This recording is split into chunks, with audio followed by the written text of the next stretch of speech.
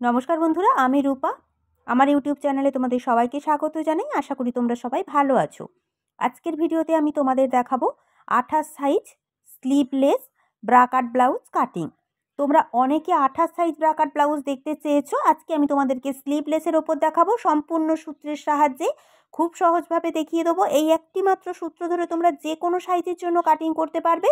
সূত্রের কিন্তু কোনো পরিবর্তন হবে না, এটা তোমরা মাথায় রাখবে। চলো তাহলে সম্পূর্ণ ভিডিও তোমরা দেখো। আশা করি আমি সহজভাবে বোঝানোর চেষ্টা করব। আর যদি ভিডিও তোমাদের একটু ভালো লেগে থাকে অবশ্যই ভিডিওটিতে লাইক দিও, কমেন্ট করো, চ্যানেলটিকে সাবস্ক্রাইব করো। চলো তাহলে দেখে নিই।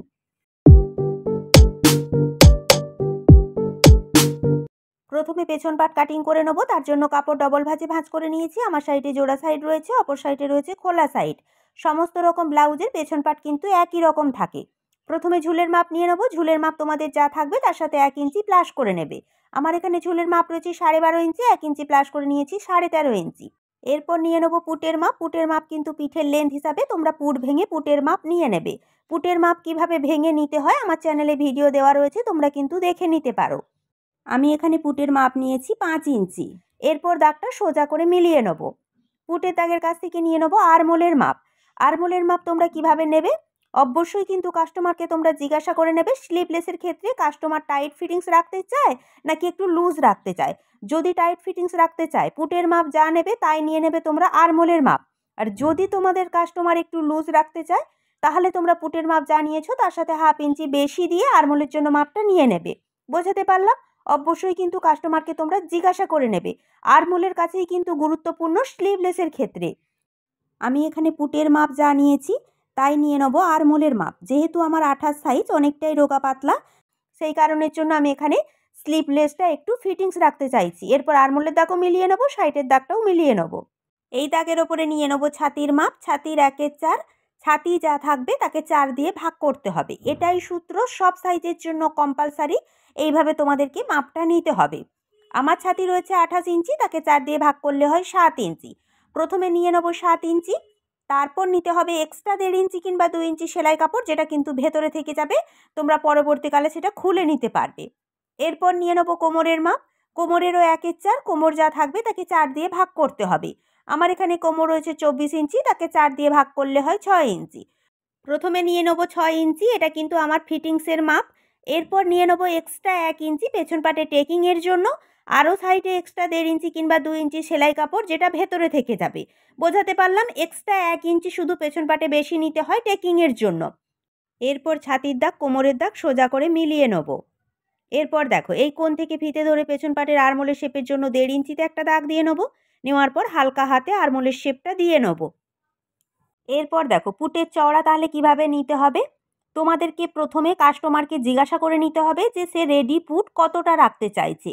1.5 ইঞ্চি, 2 ইঞ্চি, 1 ইঞ্চি কিংবা 3 ইঞ্চি। সেইভাবেই কিন্তু তোমাদেরকে পুটের চওড়াটা নিতে হবে। আমার কাস্টমার এখানে রেডি পুট রাখতে চাইছে 2 ইঞ্চি। বোঝা গেল? যেহেতু আমার এখানে পুটের চওড়া রেডি থাকবে 2 ইঞ্চি, সেই কারণের জন্য দেখো সাইড থেকে আমি কিন্তু এখানে প্রথমে নিয়ে নেব 1/2 ইঞ্চি। কারণ আরমোলের কাছে যখন পট্টি সেলাই করব তখন কিন্তু 1/2 ইঞ্চি আমাদের সেলাইয়ের জন্য চলে যাবে। বোঝাতে পারলাম? এরপর দেখো গলার দিকেও আমরা যখন পট্টি সেলাই করব তখন 1/2 ইঞ্চি সেলাই চলে যাবে। সেই কারণের জন্য দেখো 1/2 ইঞ্চির কাছে ফিতে ধরে প্রথমে আমি 2 ইঞ্চিতে দাগ দিয়ে নেব, যেটা আমার রেডি শোল্ডার। এরপর সাইডে আরও 1/2 ইঞ্চি নিয়ে নেব গলার পট্টি সেলাই করার জন্য। বোঝাতে পারলাম? তাহলে টোটাল আমাকে এখানে কিন্তু নিতে হয়েছে 3 ইঞ্চি। 2 ইঞ্চি আমার রেডি থাকবে আর 1 ইঞ্চি এক্সট্রা দুটো সাইডে 1/2 ইঞ্চি করে সেলাইয়ের জন্য। বোঝা গেল? এইভাবে কিন্তু তোমরা স্লিভলেসের ক্ষেত্রে পুটের চওড়াটা নিয়ে নেবে। স্লিভলেসের ক্ষেত্রে কি হয়, বাম সাইড থেকে পুটের চওড়া নিতে একটু অসুবিধা হয়। সেই কারণের জন্য তোমরা ডান সাইড থেকেই যত তোমাদের রেডি পুট থাকবে তার সাথে 1 ইঞ্চি প্লাস করে নিয়ে নেবে। বুঝতে পেরেছো নিশ্চয়ই? এরপর পেছন গলার লম্বা যা থাকবে তার সাথে 1/2 ইঞ্চি প্লাস করে পেছন গলার লম্বা নিতে হবে। আর আমি এখানে চওড়াতে নিয়ে নেব 3 ইঞ্চি। নেওয়ার পর আমি এখানে বক্স করে পেছন গলার শেপটা দিয়ে নেব। তোমরা যদি নিচের দিকটা ছড়ানো করতে চাও 3 ইঞ্চি নেবে, আর ছড়ানো না করতে চাইলে 2.5 ইঞ্চি নিয়ে বক্সটা করে পেছন গলার শেপটা দিয়ে নেবে। আমার গোল শেপ হচ্ছে, গোল শেপের শেপটা দিয়ে নিয়েছি। এরপর দেখো সাইড থেকে ফিটিংস লাইন পর্যন্ত ফিতে ধরে ফিতের মিডিল করে নেব। মিডিলে একটা দাগ দিয়ে নেব। দাগের দুটো সাইডে নিয়ে নেব 1/2 ইঞ্চি 1/2 ইঞ্চি। ওপরের দিকে নিয়ে নেব 4 ইঞ্চি। পিঠের লেন্থ যতটা রাখবে তার থেকে 1 ইঞ্চি নিচ পর্যন্ত টেকিংয়ের লম্বাটা নিয়ে নেবে।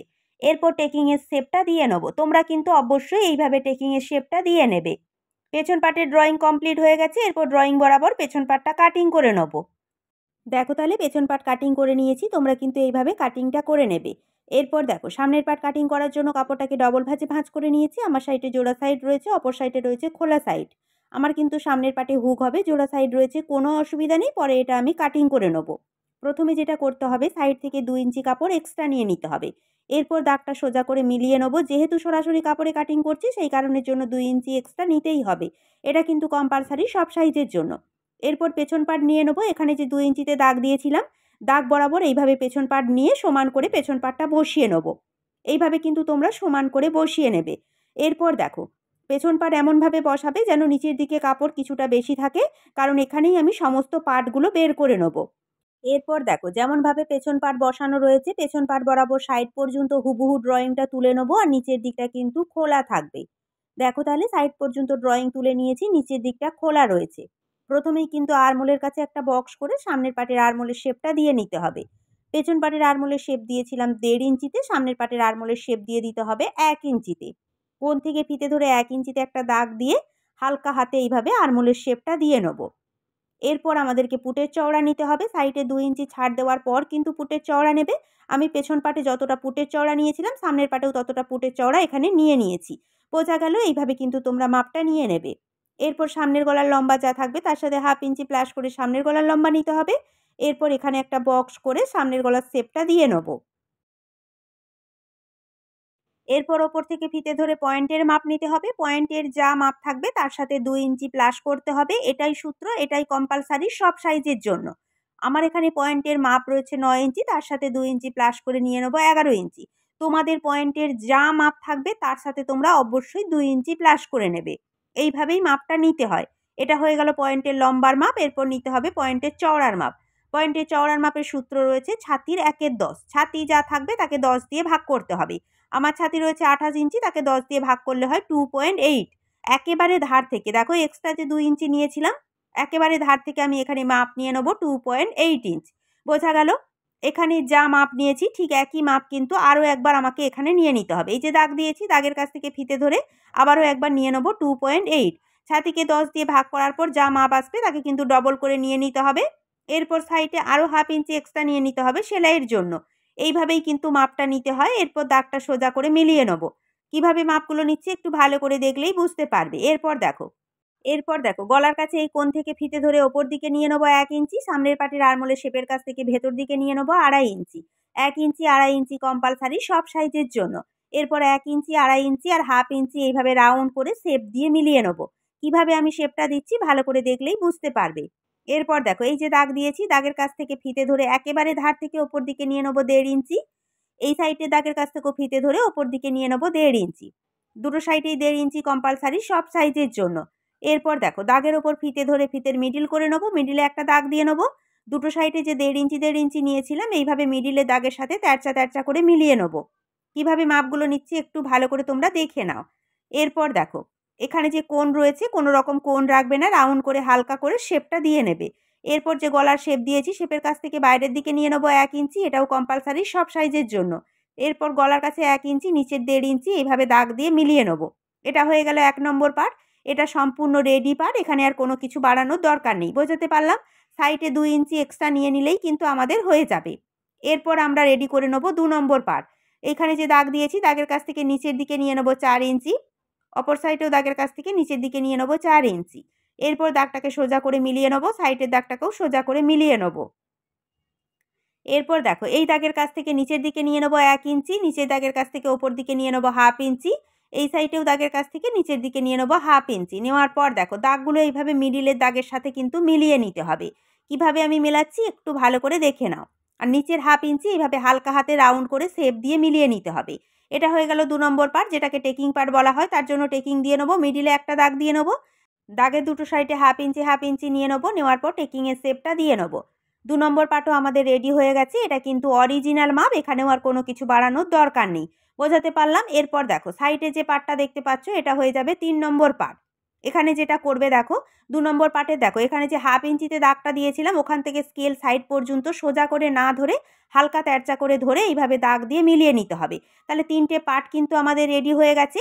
এরপর রেডি করে নেবো 4 নম্বর পার্ট। তার জন্য দেখো এখানে যে আমরা দাগটা দিয়েছি এই দাগের কাছ থেকে ফিতে ধরে নিচের দিকে নিয়ে নেবো 3.25 ইঞ্চি। আমার এখানে ব্লাউজের লম্বা রয়েছে 12.5 ইঞ্চি, সেই কারণের জন্য আমি এখানে বেল্টের মাপ নিয়েছি 3.25 ইঞ্চি। অপর সাইডেও দাগ দিয়ে দাগটাকে সোজা করে মিলিয়ে নেব।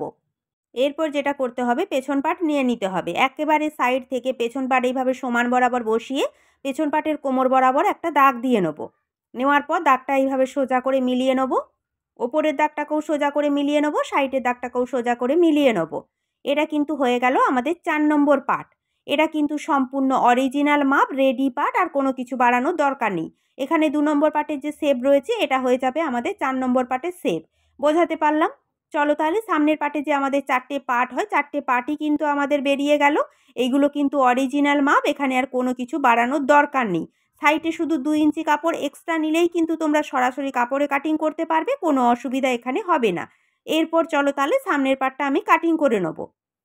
দেখো তাহলে কিভাবে কাটিং করছি একটু ভালো করে তোমরা দেখে নাও। কাটিংটাও কিন্তু খুবই গুরুত্বপূর্ণ। যেমনভাবে ড্রয়িং করেছিলাম ঠিক ড্রয়িং বরাবর কিন্তু কাটিংটা করে নিতে হবে।